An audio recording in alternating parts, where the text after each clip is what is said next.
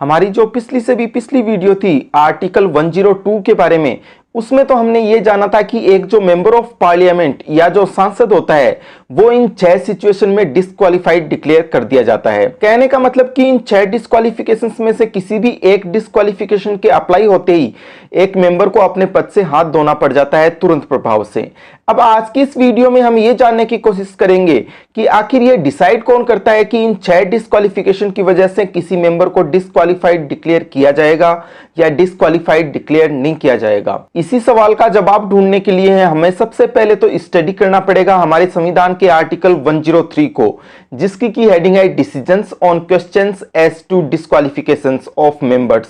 यानी सदस्यों की निर्हताओं या अयोग्यताओं से संबंधित प्रश्नों के बारे में विनिश्चय।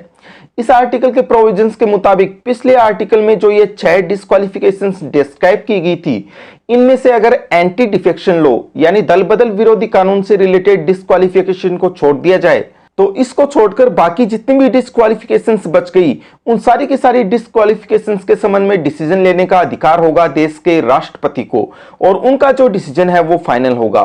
लेकिन यहां पर ध्यान रखने लायक बात यह है कि राष्ट्रपति इस तरह का डिसीजन लेने से पहले इलेक्शन कमीशन का ओपिनियन लेंगे और इलेक्शन कमीशन के ओपिनियन के मुताबिक ही अपना जो डिसीजन है वो लेंगे। अब आपके मन में सवाल आ रहा होगा कि अगर किसी मेंबर को एंटी डिफेक्शन लॉ से रिलेटेड डिस्क्वालिफिकेशन का सामना करना पड़ता है तो उसका डिसीजन आखिर किसके द्वारा किया जाएगा। इसका जवाब भी दिया गया है खुद एंटी डिफेक्शन लॉ यानी दल बदल कानून में ही। असल में हमारे संविधान का जो 10th शेड्यूल या 10वीं अनुसूची है वही है पूरा का पूरा एंटी डिफेक्शन लॉ और इस 10th शेड्यूल के प्रोविजंस के मुताबिक अगर कोई मेंबर एंटी डिफेक्शन लॉ के प्रोविजंस के तहत किसी डिस्क्वालिफिकेशन का सामना करता है तो उसके संबंध में डिसीजन लेने का अधिकार होगा हाउस का जो प्रेजाइडिंग ऑफिसर है उसको। और ये तो आप जानते हैं कि लोकसभा का जो प्रेजाइडिंग ऑफिसर होता है वो तो होता है स्पीकर यानी अध्यक्ष, जबकि जो राज्यसभा होती है उसका जो प्रेजाइडिंग ऑफिसर होता है वो होता है चेयरमैन यानी सभापति। यहां पर यह बात भी आपको ध्यान में रखनी चाहिए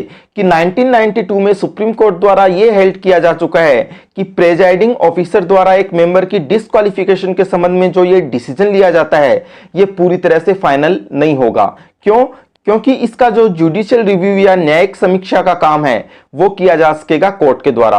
अब आज की वीडियो से रिलेटेड जो लास्ट डाउट आपको हो सकता है वो ये हो सकता है कि अगर कोई व्यक्ति मेंबर बनने से पहले ही डिस्क्वालिफाइड हो लेकिन फिर भी वह चुनाव लड़ता है और चुनाव जीतकर मेंबर बन जाता है तो फिर ऐसे में क्या होगा। असल में इस बात का जवाब हमारे संविधान में कहीं भी नहीं दिया गया है और इसीलिए इस सवाल का जवाब देने के लिए हमें मदद लेनी पड़ेगी रिप्रेजेंटेशन ऑफ पीपल एक्ट 1951 के प्रोविजंस की। इस एक्ट के प्रोविजंस के मुताबिक अगर कोई व्यक्ति चुनाव लड़ने से पहले से ही डिस्क्वालिफाइड था और बाद में चुनाव जीतकर मेंबर बन जाता है तो ऐसे में हाई कोर्ट का सहारा लिया जा सकता है और हाई कोर्ट के पास अधिकार होगा कि वह उस इलेक्शन को वॉइड डिक्लेयर कर दे यानी रद्द कर दे। और अगर कोई पार्टी हाई कोर्ट के डिसीजन से सेटिस्फाई नहीं हो तो जाहिर सी बात है कि वह अपील के रूप में सुप्रीम कोर्ट भी जा सकती है। तो इस तरह से आप देख सकते हैं कि 3 अलग अलग तरह की सिचुएशंस में 3 अलग अलग तरह की अथॉरिटीज को अधिकार दिया गया है एक मेंबर की डिस्क्वालिफिकेशंस के संबंध में डिसीजन लेने का।